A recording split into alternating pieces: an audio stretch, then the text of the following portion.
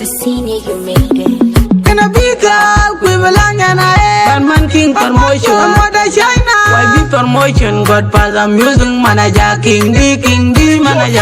Uno makang may willa lumwe lina togim ya. Uno makang may willa lum kwanji lina togim ya. Where do you ping energy and ming energy and cure and chivandai? Where do you ping energy and ming energy and cure and chivandai? Do I know modi yo kaina to kaini jaloj? Near Jagadi took it in pure, near Jagadi took it in pure. John near a day, a near the way you share, queerum, pitching yard, even an yard, the china rhinum, Kimbella rhinum, Jamitiel, Kujella lop, Paluket, baby, could look at Twanganida, and DJ again, could do no let I wave and young road. I realize it yet, Kiddy Bulumia, and I realize your Jiribina, and DJ Madin could do no look wave and young way. Near Bangan and Quivala, near Bangan and Yanai. No makang may will a loom in a togin yard.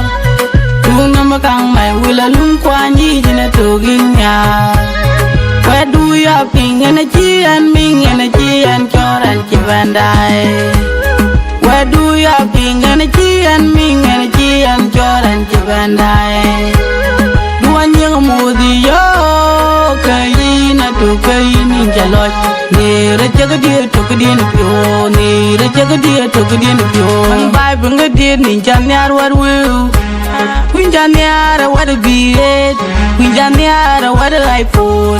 Take to do the jagin and a chara num and a chayumpo.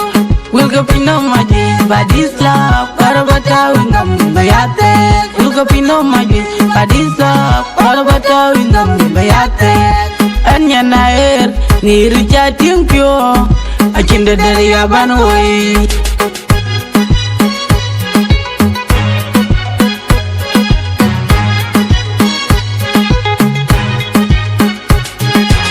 Makang may willa lumwe lina togim ya. Uno makang may willa lum kwanji lina togim ya. Where do you ping energy and ming energy and cure and chivandai? Where do you ping energy and ming energy and cure and chivandai? Do I know modi yo kaina to kaini jaloj?